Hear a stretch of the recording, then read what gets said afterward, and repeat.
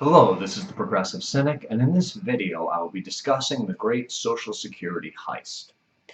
Now, in many recent political discussions, we've heard both Democrats and Republicans talk about a grand bargain, during which the Republicans would receive their tax cuts and their entitlement cuts. They call them reforms, but realistically speaking, it's benefit cuts that they're talking about. Well, Democrats will get infrastructure spending and some tax increases, just not on corporations, because they also support corporate tax cuts. Uh, Theoretically, this deal would be an ideal political move by both parties because it would allow them to go to their respective constituencies and say, look at this thing that I got for my people. It's some partisan goal that we've been looking to achieve for a while, and I'm the one who actually got it. Republicans would go back and say, we got tax cuts. Democrats would go back and say, we got new spending on infrastructure. They call it a jobs program. And they'd be able to tar the other side with the negatives of the program, i.e. both sides would say, oh, look, the other side cut entitlements. Republicans would say, look, the Democrats are in control right now, so they're the ones who are responsible for us cutting entitlements, for the legislature cutting entitlements. And the Democrats would go back and say, look at these terrible Republicans. They forced us to cut entitlements in order to get this deal. In short, the American people would be screwed, and, well, both sides would try to evade blame by blaming the other one for their bipartisan screwing of the American people. We need to realize that this is an incoming threat, and to make it clear to politicians of both parties that entitlement cuts are not on the menu if they would like to have another term in office. Put plainly, nobody in the American people, whether it's the Republican base or the Democratic base, supports cuts to the benefits of our entitlement programs. It's just not supported by the American people, and it's only supported by those who have power and money. People in the top percentages of wealth in the American people, they really don't care about entitlements. They have their own private insurance, so they don't need Medicare, and they have their own private retirement accounts, usually in stock markets or bonds, and so they don't need the money that would come from Social Security. It's just dead weight to them. And in fact, it represents a pool of money for them to raid if they're actually able to convince the politicians in order to support them. Long story short, if you support entitlement cuts and you're a politician, you should face primary challenges and you should face a severe threat of being kicked out of office the next time you're up for re-election. This doesn't matter where you are in the country or who you are. Any politician.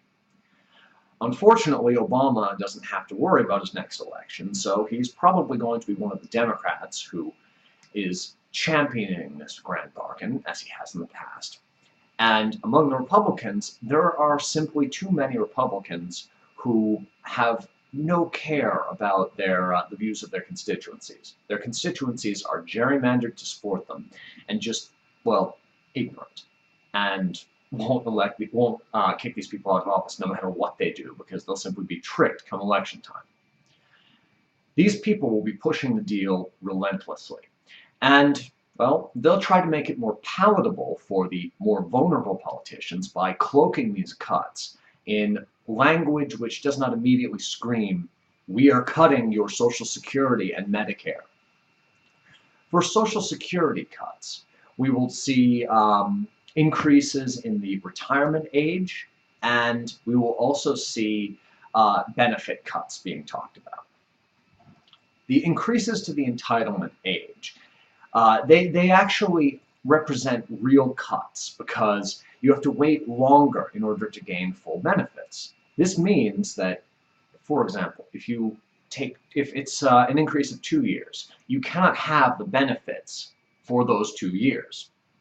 So that means that it cuts roughly $28,000 out of your retirement fund.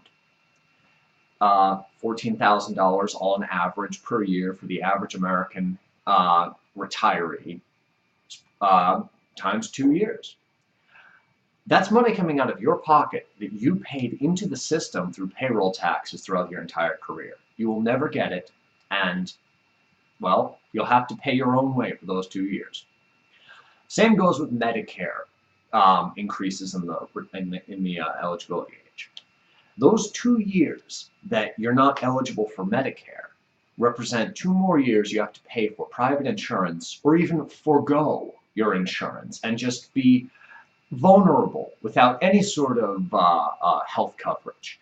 And this is very significant when you're older because, well, that's when you get sick, or that's when you fall down and break your leg and you're not young, so you don't heal quickly, and, well, you're the most vulnerable people in the healthcare markets. On the second way that you will see these cuts is through reforming the benefits package, where people will say, oh, no, we'll keep the programs. We'll just pay a little less so it's more sustainable. We'll pay you 80% of the amount of money. Or we'll do a chained CPI shift. A chained CPI shift is simply changing the consumer price index from a normal CPI to a chained CPI, which grows slower. Basically, in a snapshot, this isn't a cut at all.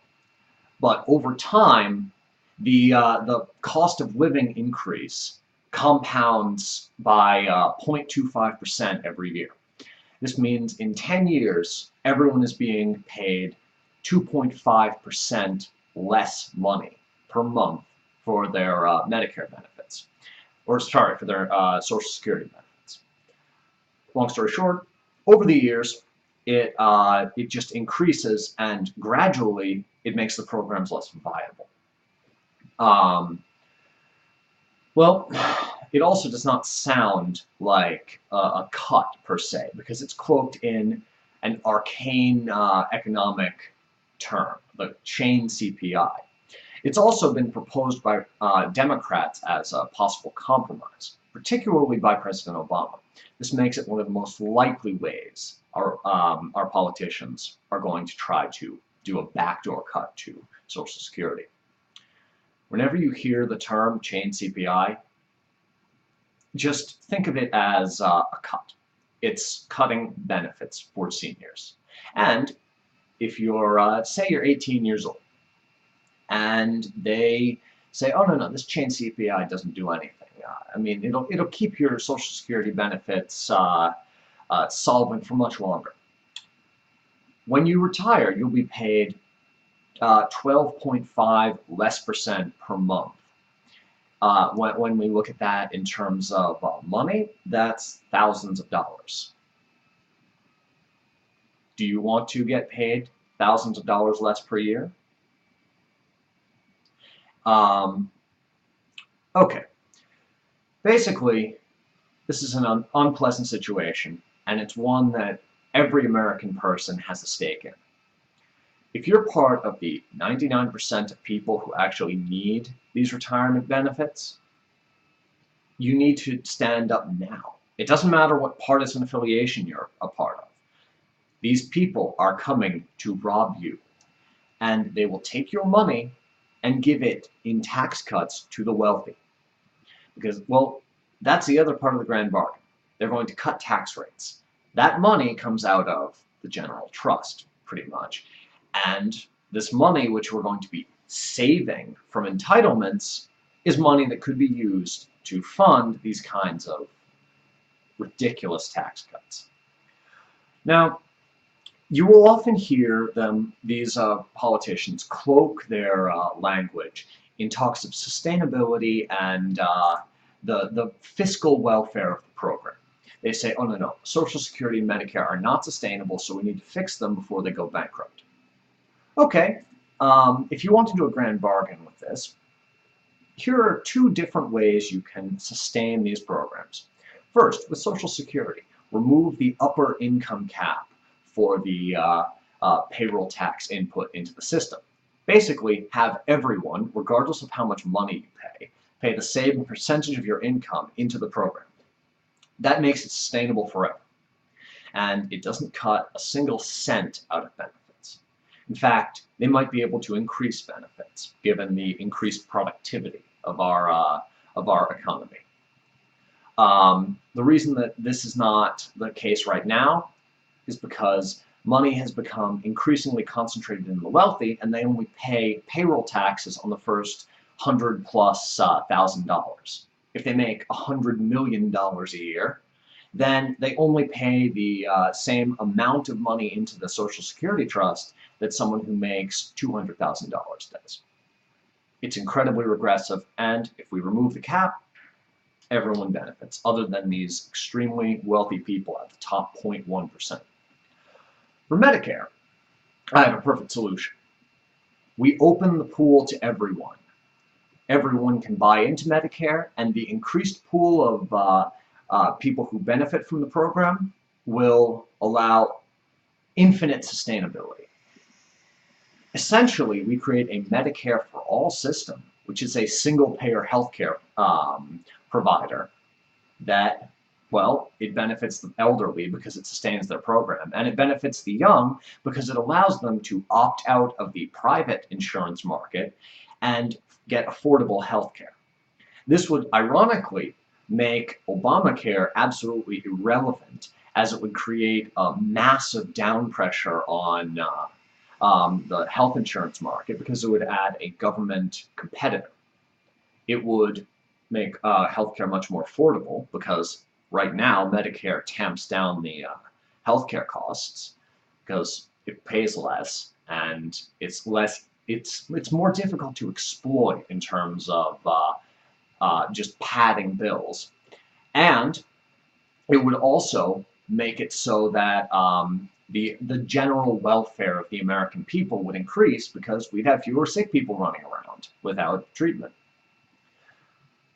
Long story short, here are 2 ways we can do a grand reform of entitlements without doing a grand cut, or in any case, a grand heist of these entitlement dollars that people have paid in for their long careers. Do not let this slide and get active. If politicians know that the American people have caught on to their scheme to rob them, they will run. They do not want to be known as the people who cut entitlements come their next election cycle. It's probably the most toxic label you can put on a politician nowadays. Thank you. This has been The Progressive Cynic. Please follow my blog, theprogressivecynic.com, as well as my YouTube channel.